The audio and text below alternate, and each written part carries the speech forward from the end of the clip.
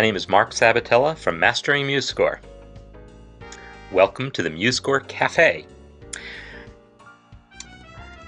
So the topic that I picked to talk about today is notation for jazz piano. This goes along with the Jazz Piano Holiday online course that I'm running right now that I know a lot of you are enrolled in.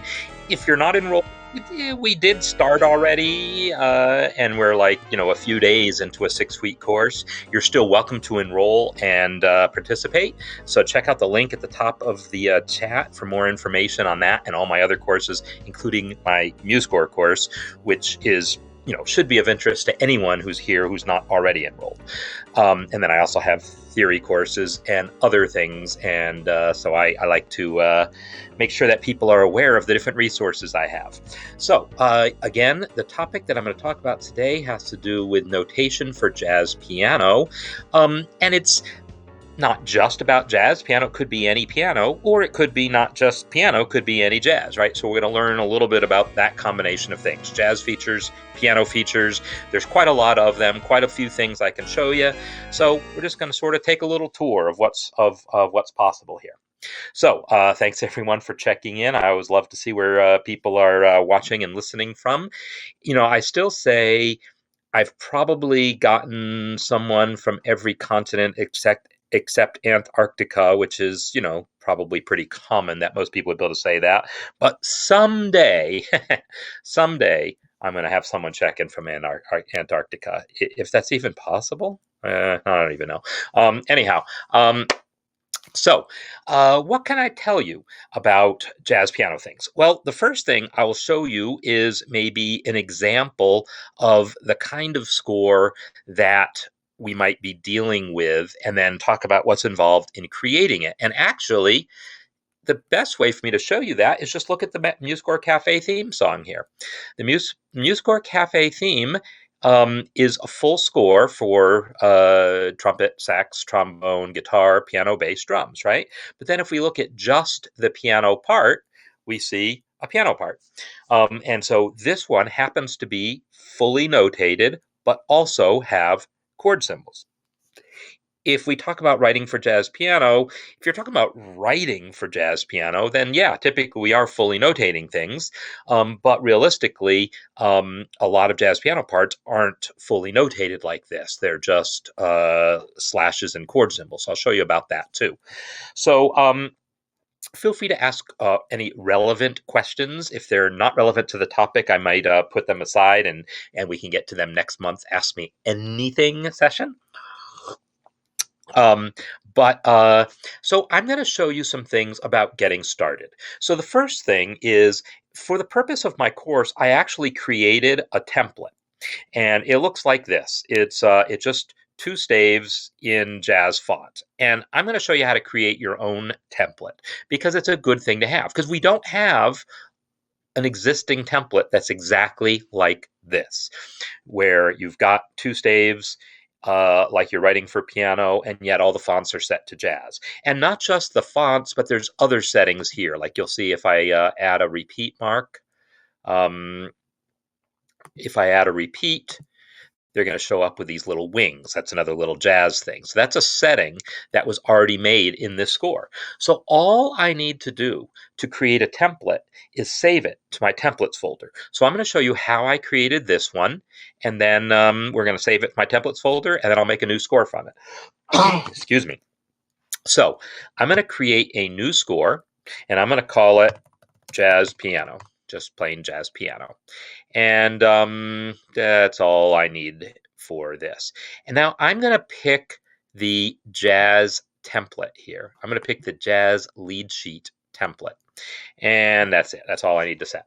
So this is set up to be a lead sheet, and you see it only has 1 staff. Well, if I then go to the instruments dialog, I pressed I to do that, I'm going to add another staff.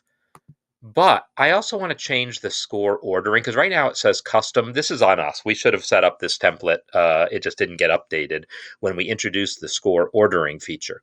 But the score ordering feature allows MuseScore to understand what order the instruments should show up in. So if you add more instruments later, they do reasonable things, and also how to connect bar lines and things. It knows how to do that automatically if you choose one of the existing ones. So the Jazz lead sheet template was set to custom.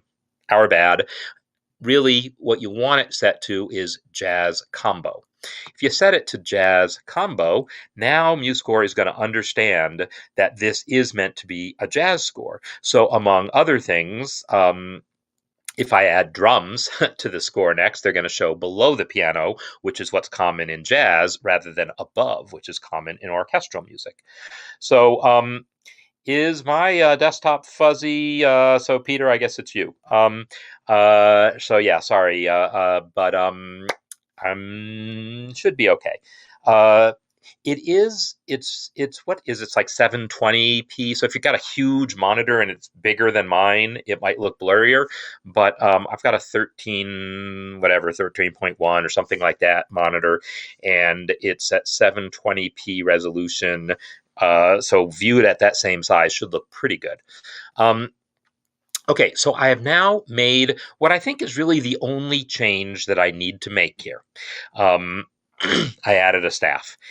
If you have other things that you like that you know you want different than the lead sheet template, you could do it. Like, I'll tell you one thing. If I add staff text right now, notice it goes below the staff.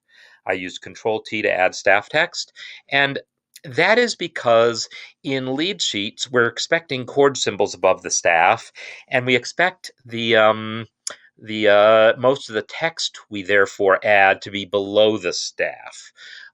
It's kind of the other way around. If you're not using chord symbols, most of the other text will go above.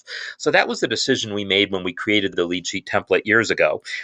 Since this isn't a lead sheet and we've got room between the staves, it's kind of 6 of one, half dozen of the other where you want to put your text.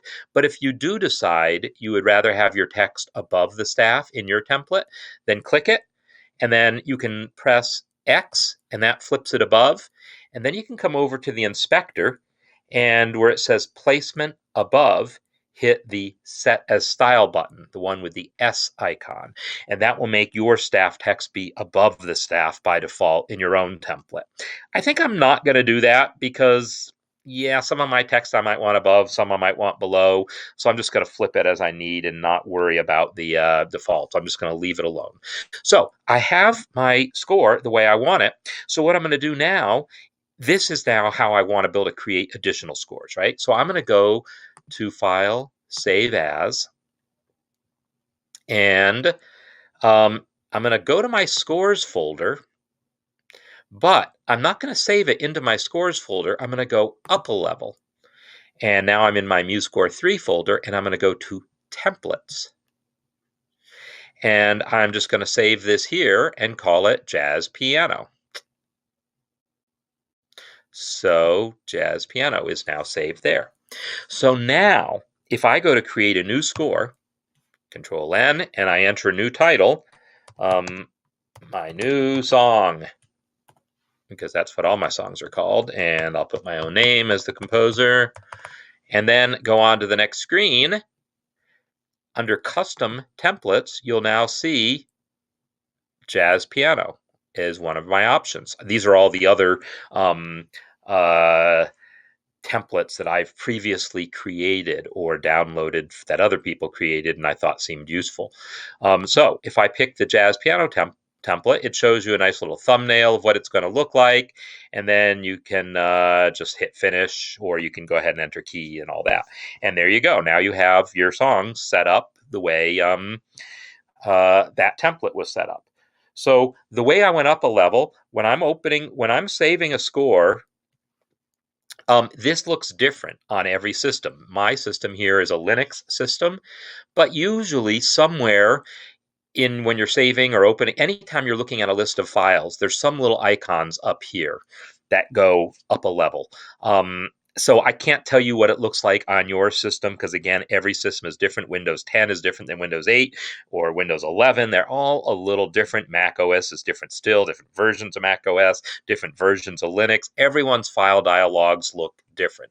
But somewhere there is a way to go up a level. You can also probably get a drop-down list here that kind of shows you, like here, you can see I'm in templates, but then this is like up a level, that's up another level, that's up another level. That's how this dialogue does it. So you'll have to, if that does not working for you, you'll have to find like a general Windows help forum to ask about that. Okay, so I've got my score in here, and now it should be the case that as I enter some notes, my famous Mary Had a Little Lamb I always use as examples, they also show up. You can't really tell from these notes that it's a jazz font because notes are notes, but you kind of can tell from the half note that that looks like jazz font, right? If I make some eighth notes, you can kind of tell from the look of that flag there that it's using the jazz font for the notation. And of course, the clef and the time signature, all these things are using this jazz font. By the way, little aside, there's two different jazz fonts. So if you don't like this one for notation, you can go to Format, Style, and then Score. On the first page of this dialog, you'll see Musical Symbols font. If we change from MuseJazz to Petaluma, and now hit OK, watch what happens. Well, you can see what happened. See, notice that clef is like shorter and fatter. There you go. That's what that font did. MuseJazz has a taller clef, and the time signature looks like that. Petaluma has a smaller clef and a bigger time signature. This is designed. Do I have a copy with me? I don't know if I have any Chuck Scher books, but there's a publisher, Chuck Scher Music, who Sher, who produces a whole series of fake books and educational materials that have actually a friend of mine, Ann Kranitsky, did a lot of the calligraphy work for it, and this font is designed to copy her handwriting, essentially. So that will change the look of your notation if you want it to. But I'm used to this font, so I use this one. This one is sort of based on that series, but also based on the real book, and also based on just the personal preferences of whoever developed this font. So, as far as entering jazz things, so chord symbols are the biggest thing that define maybe something that you would do different in a jazz chart versus any other chart. So if you've never seen chord symbols before, Control K lets me enter chord symbols, and then I can type CMA7 or however you like to type your chord symbols. So first, here's another little aside here. Control K for chord. Why not Control C for chord? Well, because Control C is already taken. That's copy, right? Every single program in the world uses Control C for copy. And yes, on Mac OS, anytime I say Control, mentally substitute Command. So Control K is the next best sort of mnemonic shortcut anyone could come up with for chord symbol. And then all I do is press space, and you'll see it's moving note by note. So I can enter, if I want to enter a note on the middle of the measure, F major 7, I can do that, and then space, space, C major 7. Or maybe I want it to be E minor 7. And then A7 flat 9. And it works even in empty measures. See, it's still going one beat at a time. Even though this measure is empty, pressing space is still moving just one beat at a time. So if I want to enter one in the middle of this measure, there it is in the middle of that measure. And then if I double click it again to edit it and press shift space, it starts moving me back, and I can go back to the beginning of the measure. So space moves a note or a beat at a time. Tab moves a measure at a time. So that's a useful thing to know. Also, semicolon moves a beat at a time. So space moves a beat or a note at a time. Semicolon only a beat at a time. Why is that a significant difference? Because 16th notes. If I want to enter a chord on the first beat, and then I want to skip to the next beat, I don't want to have to go space, space, space, space to do it one chord at a time, one note at a time. I just want to hit semicolon. boom, and that just goes a beat at a time. So, that's kind of nice if you've got like a lot of notes in your measure and you can't be bothered to stop on every note. You just want to go beat to beat. So there you go. Semicolon will do that. So, oops, let me undo that little change there. I accidentally hit a tick. So what else can I show you here? Another big part of jazz piano writing has to do, while I'm talking about chord symbols, I mentioned that often it's just slashes, right? We don't actually notate things. We might have a melody in chord symbols if it's a lead sheet, but the piano part in an actual arrangement, like this arrangement here, I fully notated, mostly because I wanted the playback to be exactly that. But a lot of arrangements, the piano part, like let me show you one of my big band arrangements. And as always, while I'm broadcasting, system slows to a crawl. All right, projects, big band. Let's look at,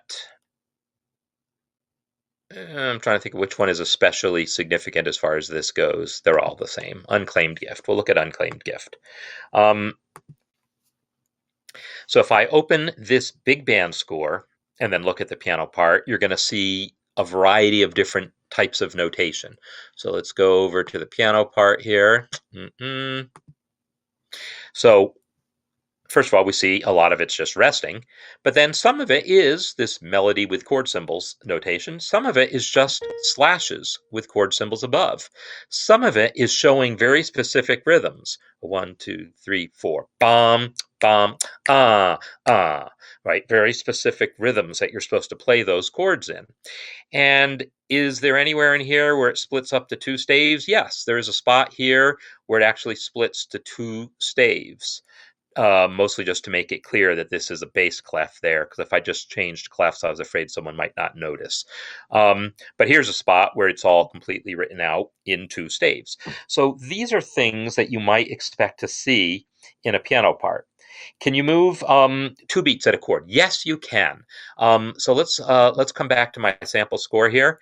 What you can do is when you're entering a chord, control and then whatever the numeric shortcut for that duration is. So a half note, you want to go basically every half note. So 6 is the shortcut for half note. So control 6 will move 2 beats. So, and shift control 6, whoa, shift control 6 does not move. All right, never mind. Shift control 6 doesn't do that. It doesn't, maybe it, well, now shift space isn't working either, so I don't know what that's about. But let me try that again. Control 6 to move 2 beats, G7, Control 6 again.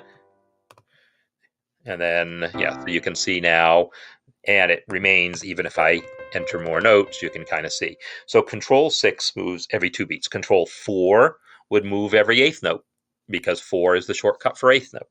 So there's a shortcut for you. All right, so yeah, I miss directing big band too, so I'm sure it'll happen sometimes. So I want to show you this business here about this slash notation, and then I'll show you this business about switching from 1 staff to 2. So if I come over here to my score here, and I decide I want just to fill these measures with slashes, so I want it to look like these measures here. They're full of slashes, and then I enter chords, and then I can enter chord symbols above. All I got to do is select the measures that I want to fill, and then say Tools, Fill with Slashes. And now they're full of slashes. If I want a particular rhythm, like if you look at what I did back on the first page, I had a half note, 8th rest, quarter, 8th, tied over. If I want to do something like that, I enter the rhythm. Any pitches you want, doesn't matter. C, and then an 8th rest, and you can actually enter the pitches you want to hear. By default, it won't play them back. So actually, I'm going to do that. I'm going to enter an actual, whoops, I don't want to move that one. I'm going to go back here and enter a voicing that I want. So it's going to be E. Let me just move the pitch. So I'm using down arrow just to change the pitch. And then adding an A. So building a chord is something you do writing for piano, right? Shift plus the letter name will build that chord. So there's my voicing, and then 4 rest, and then I wanted a dotted quarter, so 5 dot, and then wait a minute, not a dotted quarter. It was a quarter. Now I got to remember what it was. Boom, yeah, quarter, and then an eighth. So let's go back in here, back to the beat that I want, quarter, and then this one I'll make be D, G, C, and then an eighth note, E, A, D, and then I'll tie it to a half by pressing 6 and then plus. So there's my rhythm. And now let's add some chord symbols to this. I'm going to write, well, before I even add chord symbols, well, I forget what happens if I add chord symbols first. I'd like to think it's going to work. So I'm going to add my C to the first chord symbol, and now I'm going to go to that next note there, make sure I'm right over the note. There I go. Now I'm over the note, and this is going to be my F chord, and then that's, yeah, so I'm right. Okay, so here's what's happening. These notes are so close together, it's a little hard for me to tell if I'm directly over the note or not. So I'm going to add a break so it spaces things out a little bit more. Now it's spaced out a little bit, and I can tell that F really is where I want it. When I press space, it moves to beat 4. Press space again, it moves right to that note. And then I can say a C chord again. So that's what I wanted.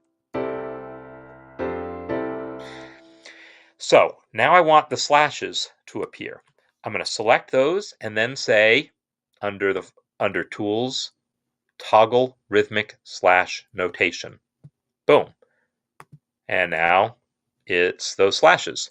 Oh, look at that. It's got multiple ties there. That's unfortunate. I didn't know it would do that. I'll just delete one, and let me delete another one because, wow, look at that. That is okay. I didn't know it would do that. So because I had a whole chord and tied it, it showed me multiple ties. Oh well. I guess that's a thing. But now the chords no longer play. In other words, the voicings that I entered no longer play. If I want them to play, I can select my chord symbols and turn off play, and then set that as the style so that none of the chord symbols will play. Now we'll hear nothing. Now I can come to these notes. I'll select this passage again, and then in the inspector, click the Notes button at the bottom there. And now only the notes are selected, because otherwise it was also had the rests and the ties selected, and you can't do much. So by clicking the Notes button, it lets you do all the stuff you can do on notes, and I can turn play back on. That toggle / notation command turned off the play so that we wouldn't hear the notes I entered originally, because often we just entered dummy notes. We just enter C's all the way across. But if you've taken the time to enter the voicings you want to hear, then go ahead and set them to play. Now we're going to hear those notes play, except I deleted those ties, so that's going to be weird. So it's unfortunate that I deleted those ties, but what I should have done was, instead of deleting them, I should have flipped them. Right? So let me try that. I'm actually going to undo these last couple of changes here and get back to the point. All right, so now I'm going to try this again. This time I'm going to try Tools, Toggle Rhythmic / Notation, and instead of making this instead of deleting it, I'm going to hide it, V. And unfortunately, there's another one hiding behind that one, I think. Well, as long as I can't see it, I can't see it, so I'm not going to worry about it. So now, again, I can select these chords because I undid all this. Select play again, set as style, select my notes, and select the notes, and turn play back on. Now I'm finally going to hear what I want. There we go. So that's a way of getting that. So you're not seeing, oh, okay, that's you. All right. Never mind. Okay, so that's some things about entering that type of notation. So what about that business where in my score you'll see in jazz charts, this is going to be really common that sometimes you just want to show a melody and chord symbols, and sometimes you want to show something fully notated. Well, let's enter something fully notated. Whoops, not there. I'll enter something here that I want to be fully notated, and I'll enter just some quarter notes. And in the left, because it's always Mary Had a Little Lamb, and then boom, boom, boom. So now I have something here that's fully notated for two staves. And let me just copy and paste. So I'm going to select those two measures and press R. That's actually a useful thing in rhythm section parts because often a pattern just repeats, and pressing R will repeat that pattern, which can be nice if this had been a salsa chart and it was a two-measure Montuno pattern. R R R R R will repeat it. So and the same with drum parts and bass patterns and things like that. So now that I've got this in here, if now I want to see just one staff for the top and two staves when it splits there, I'm going to go to Format, Style, and then still on this score page, it says Hide Empty Staves Within Systems. So I will click that. By default, it says don't hide empty saves in the first system. That's because like in an orchestra score, typically we show all the staves at the beginning, even if they're empty, so the conductor knows who's going to play later. But we don't need that here, so I'm going to turn that off. And there you go. Now I have just one staff where I only need one, and I have two where I need two. So that's another thing about jazz piano charts. That's not just about jazz piano charts. Lots of types of music you might want that same thing. There's a lot of situations where maybe it's choral music, or it's like a small, maybe it's you have a soloist that's only an ensemble score and a soloist that only plays for certain passage. Then you add the staff for that instrument, add those notes, and then turn on hide empty staves. So that's how you do that. Now, one of the things, like if I show you the chart that I actually put together as the kind of demo chart for my jazz piano course, if I show you that one, Christmas tree, start to finish. There we go. You'll see some other things going on that are worth mentioning. So one of them that came up during the course was, if you look at these notations right here,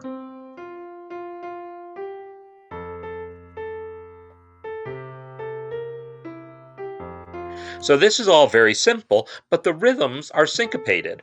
And it's like we have this situation here where I've got an eighth note on the and of 2 tied to an eighth note on 3. Why not just write a quarter note? Well, if I did that, this is not correct notation. It's going to sound the same. It sounds exactly the same, but what happens is we can't see beat 3 anymore. Like this is on beat 1, this eighth note is on beat 2, this quarter note is on the and of 2, but there's no blob of ink where beat 3 goes.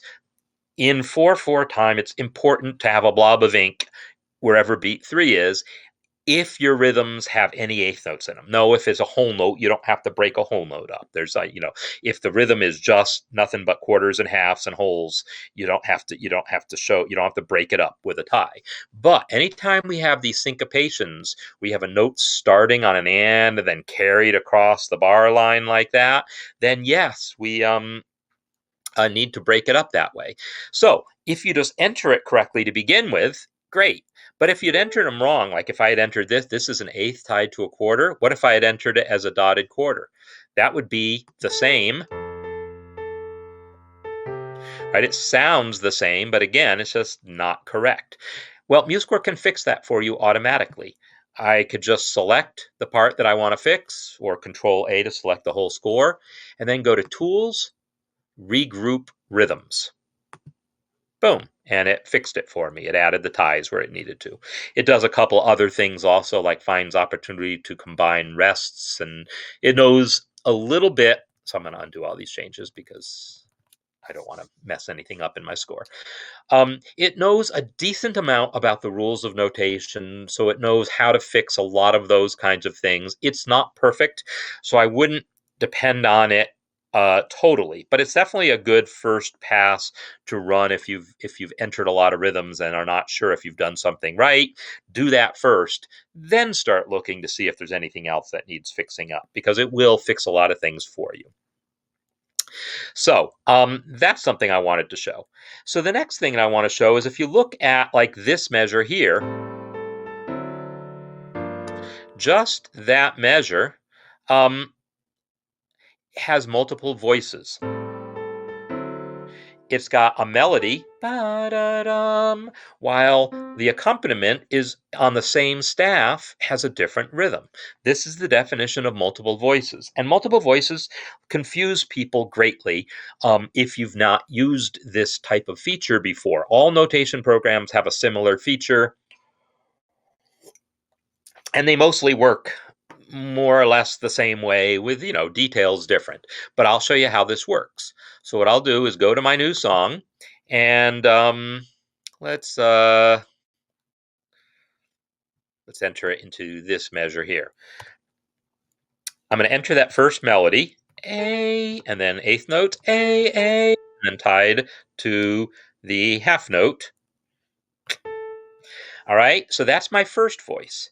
What I'm going to do now is I'm going to hit Control left arrow to go back to the beginning of that measure. I'm still in note input mode, never left.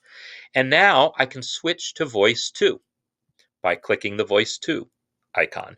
Always do this while in note input mode. If you do this while you're not in note input mode, one of two things will happen. Either nothing, or anything that you currently have selected will get moved into voice 2. That's not what we want. We are telling MuseScore, I'm about to enter stuff into voice 2.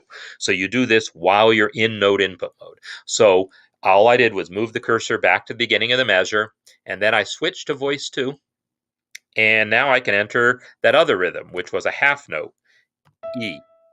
And not that octave, so control down. And then there was actually a chord. It was a C and an E at the same time, so shift. So that's how I entered that. I think I got that right. Oh, it was actually a C for the first note, but same difference. I'll select that note and move it down. So that's how I enter that. Now, I'm also going to go to where I have here. Like, what if I want to enter another voice into this measure?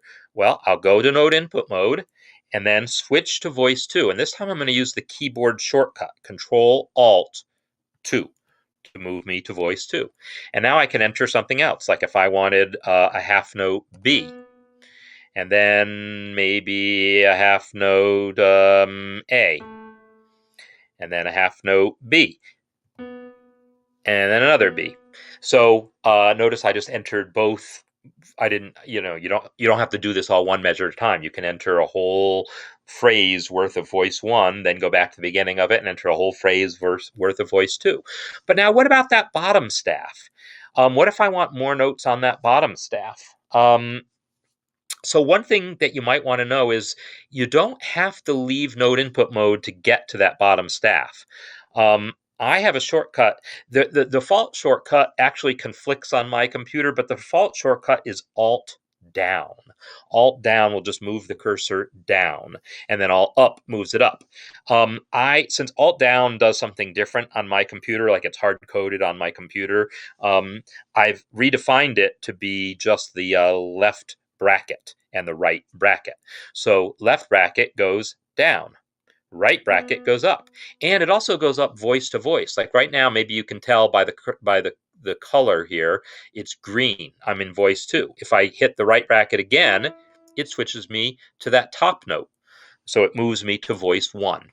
So the right bracket will move through the voices on a single staff and also move between voices. So in any case, I can move down to that bottom staff and then move back to the beginning, control left arrow, again, is what moves me a measure at a time. Because right arrow and left arrow by themselves move a note at a time. Control left and right move a measure at a time. So if all I want to do now is add another note to that chord, I can do it. Shift G.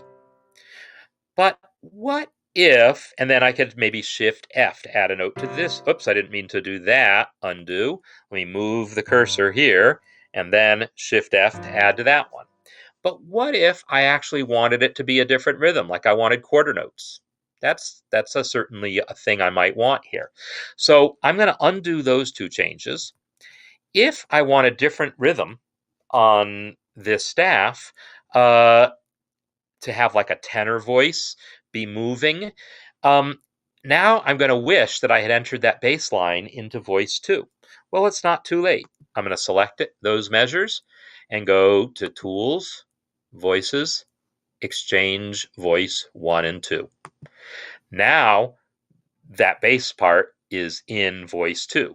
So now I can go back to note input mode and enter the line that I actually want in quarter notes. G, oops, not in that octave. Undo, control up.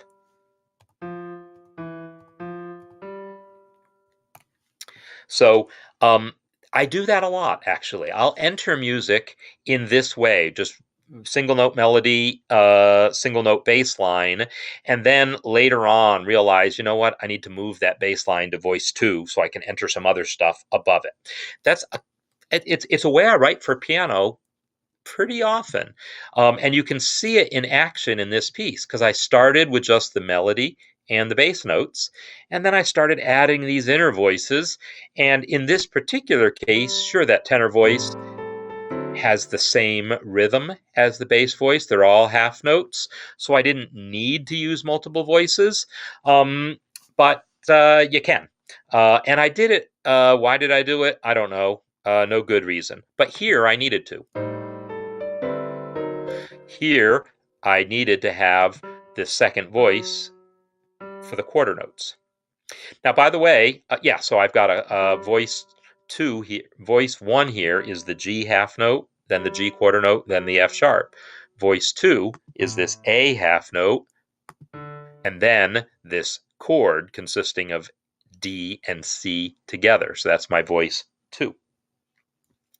So, yeah, those are all some things about entering music uh, in a piano part and using some jazz things. I want to look at my little place where I said what I thought I was going to talk about to make sure I talk about them all. Templates, styles. I'm going to come back to styles, chord symbols, multiple voices, more. All right, so yeah, slash notation with some of my more. So I've actually talked about all the things that I knew I wanted to talk about. But let's talk a little bit more about some style settings. I'm going to go back to my play make-believe score here. If I add a repeat sign here, I gotta remember. Oh yeah, repeats palette, and I'll add a start repeat there.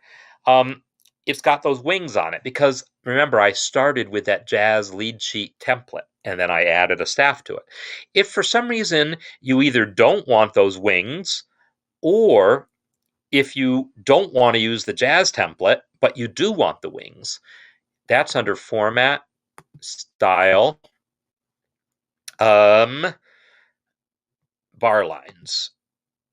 And right here, Show Repeat Bar Line Tips, Winged Repeats. So that option is what shows those wings. If I uncheck that option, bye-bye wings. So you can enable that option individually. For that matter, you can take any old score. I can take a plain, let me take Reunion, because that's always a good example score that's got lots of notations in it. If I wanted to make a jazz font version of MuseScore, I could slowly but one by one change everything, right? It doesn't have repeats in it, but I could go to Format, Style, and turn on the wings. I could also go to the score and change the font to, I'll use Petaluma because why not? And what else could I do? I could disable the indentation, Why? Because, well, in jazz charts, we don't often indent. Classical piano music, classical orchestral parts do, but lead sheets and jazz and parts in a jazz ensemble often don't indent. So we can uncheck that. Um, so those are some things that I could do to make this a bit jazzier. Um, there are some other settings that the jazz template does. Like, for instance, I think the jazz template thickens the slurs a little bit. So if I go to slurs, I can take that line thickness middle and just crank it up a little bit.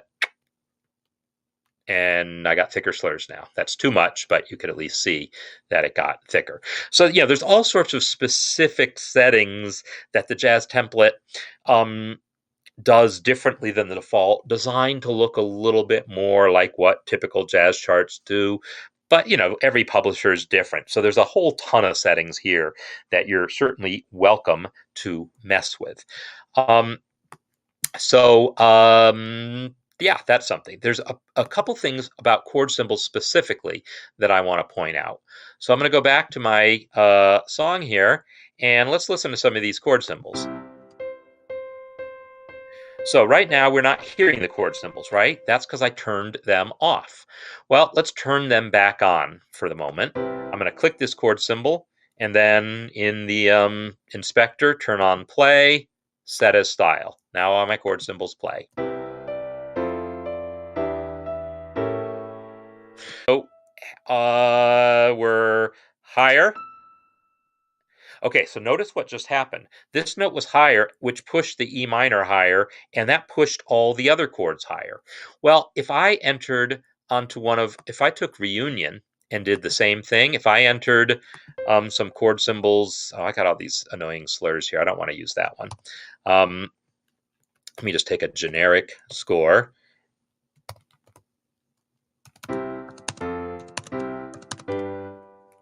All right. So here's my score. So these are the defaults in MuseScore. If I take that C and raise it up an octave, and then maybe raise it a little more, notice it's only pushing up the F. It's not raising anything else. That's the default in MuseScore. If that's not what you want, like in some situations, that's fine. You don't mind that. But in a lot of situations, you actually want them aligned. So there's a style setting to do that. And again, the jazz template does this automatically. So format, style, and then under chord symbols, you'll see there's a ton of options under chord symbols to do various different things, but it's the one here that says maximum shift above. This setting is how far it's going to move symbols that don't need to be moved. Like this C was happy where it was. The only reason it's moving is because of that F. So this is saying, go ahead and move it, but only up to a certain maximum. So if I turn that up enough, now it's up enough. So I usually set this up to like 3 or maybe 5. And what that does, like if I set it to 3, you'll see, hey, it's moved them all up. And if I move the D up a little higher, it still moves them up. And if I move it up higher still moves them up. If I move it up higher still, at some point it's like, nope, you lost me. Because I told it only move 3. Don't go crazy. Just because one chord is a mile above the staff doesn't mean all of them should be. There's a case where maybe that one chord, you just say, hey, that one's okay to have not aligned. So a value of 3, somewhere 3 or 4 or 5 is a value that I typically use to say, yeah, make the chords be aligned within reason, but don't go crazy about it. So when you change the appearance of a piece of music, is there a way to do it all at once? And yes, there is. And actually, that's a good point. So I'm going to do this. I'm going to go back to my jazz piano thing here and say that I decide that I like all those settings. I'm going to go to Format, Save Style. Format, save style. We'll save a style file. So once you've changed all the settings that you want to change on one score, because how could MuseScore know which styles you want to change, right? So I'm assuming that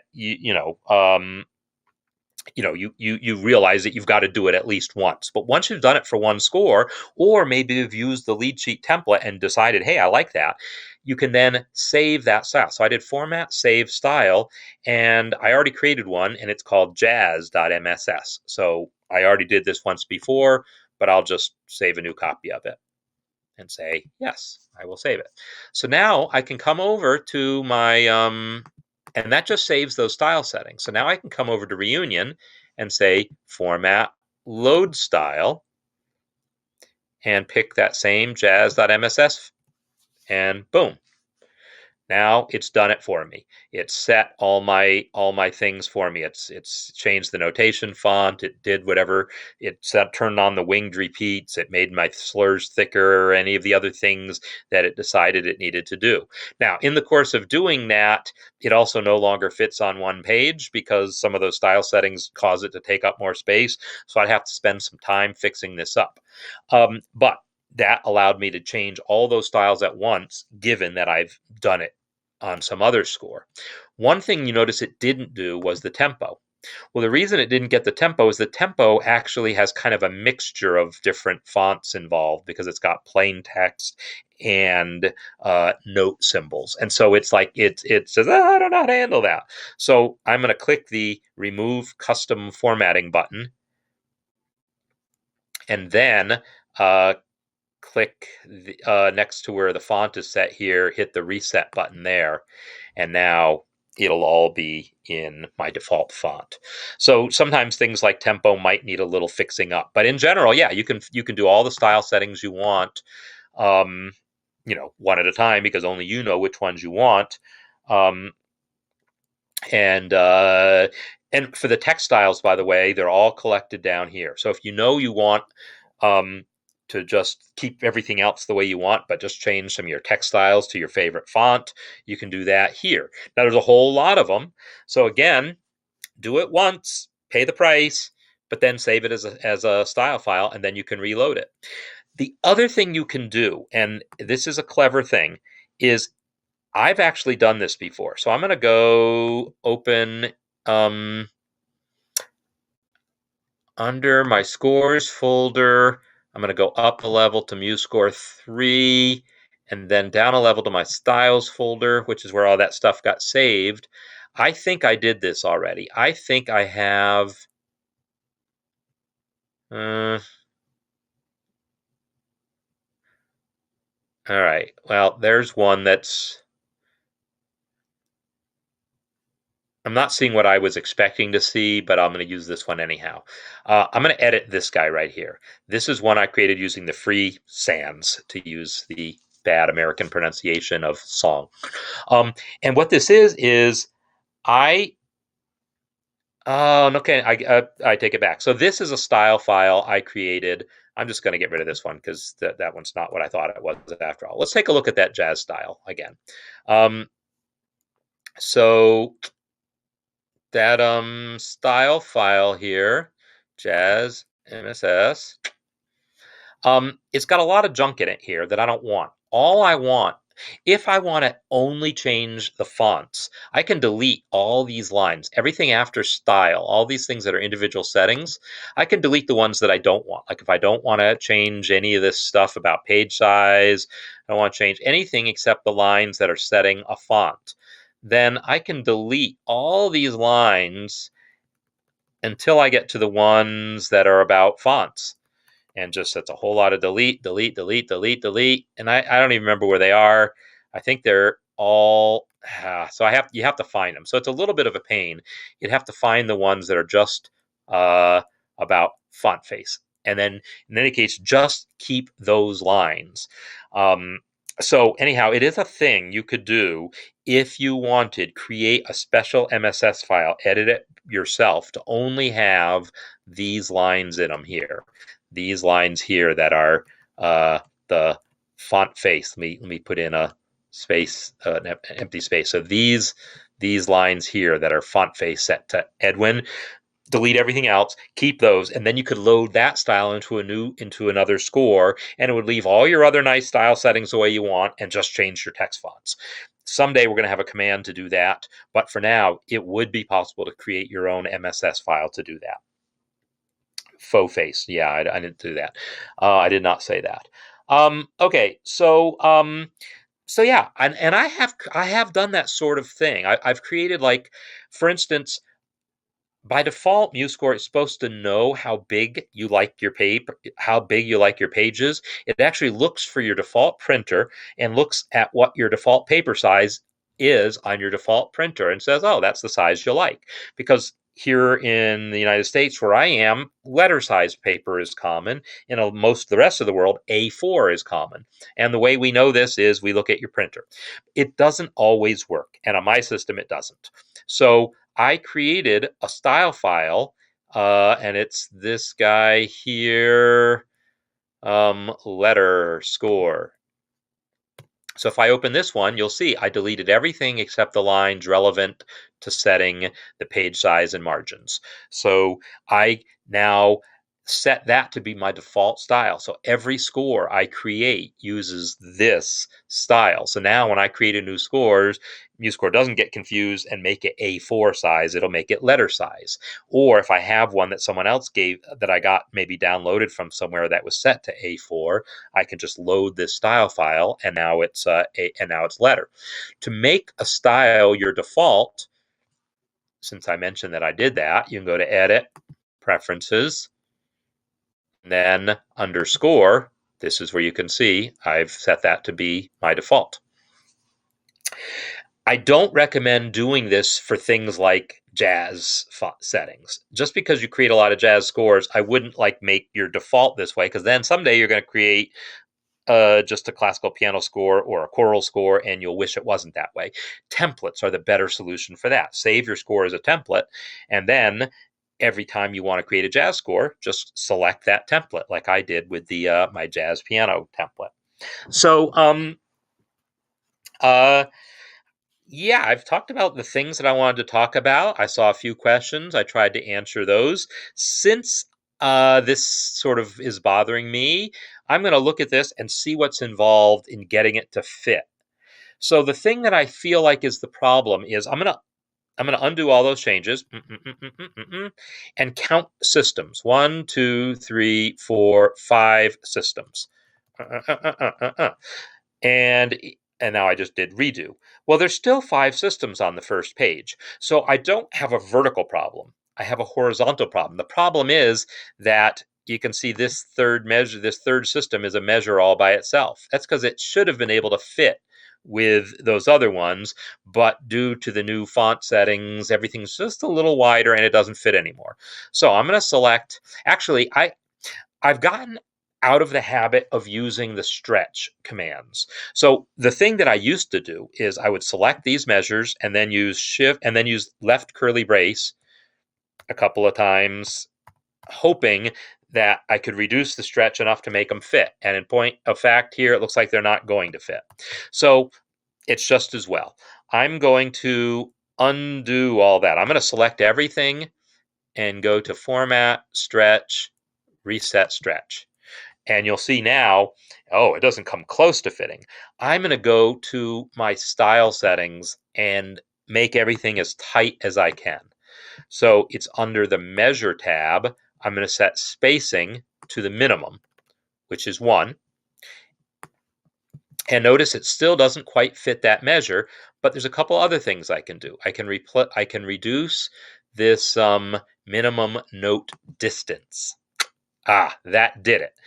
Now, the question is, am I going to like it as a result? Let's look at this. Look at what happened. I reduced the minimum note distance, and yeah, I got some pretty dang crowded stuff. Realistically, this font is just fatter enough that I don't like how it looks. And now this clef is even overlapping that note. Not happy. Not happy at all. So I wouldn't really do that. I wouldn't try to make this all fit on one page, or if I did, I would maybe do it by making the margins smaller or something like that. Or maybe I would see if, gee, that's using the Muse Jazz font, but I wonder if Petaluma font is a little Musical symbols font. I wonder if Petaluma is a little more. No, Petaluma is worse. It's even fatter. So, yeah, I'm not happy with the result. However, I do notice that there's a lot of extra space here, and I can probably reduce that. This is like an issue in MuseScore where when you have this situation, you have two notes the same pitch. It puts too much space after that. And I can fix that by going to the second note and then reducing the leading space here to pull it in closer. And as I do that, it makes everything else be a little less crowded feeling. And then I could take this clef here and add some. Oh, it looks like I already added some negative leading space because it was too much before, but too little now. But if I, there we go. So somewhere around here, just so there's a tiny bit of space in there, so it's not literally overlapping. These leading space lets you do that sort of micromanagement.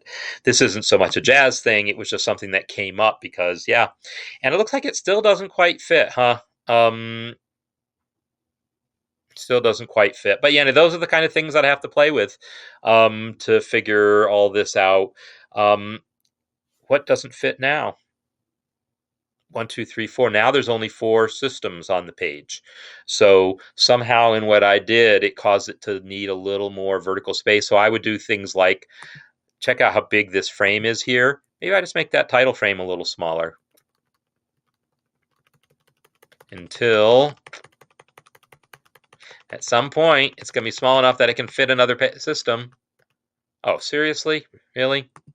I guess not. I have to keep playing around. So anyhow, that's not what this session is going to be about. So I'm gonna not keep fiddling with that. So those were the things I wanted to show you. A lot of things about jazz stuff. A lot of stuff about writing for piano with multiple voices, multiple staves, and jazz stuff about chord symbols and slashes and fonts and all.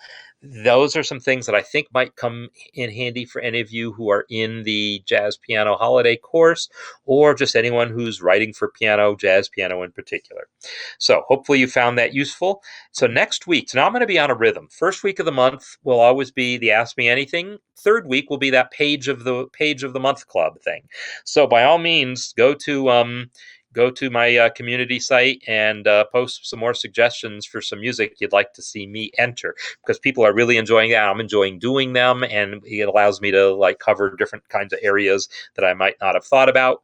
So yeah, next week, the third week of the month, will be the page of the month. And then, so that's what I'll do. I'll find a page of music and enter it into MuseScore, and you'll get to see everything that I do along the way. So, again, I want to thank everyone for being here. That's not the one I want to play. I want to play the score.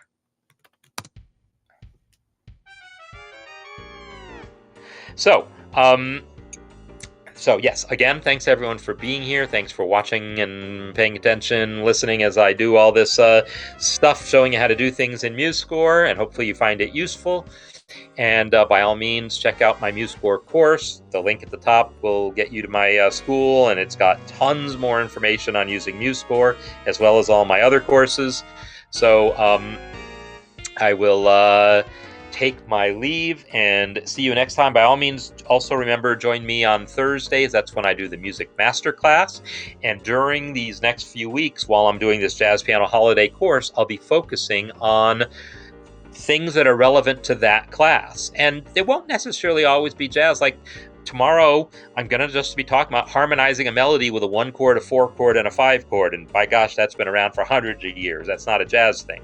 But that's what we're going to be talking about tomorrow, because that's what we're working on in the course right now.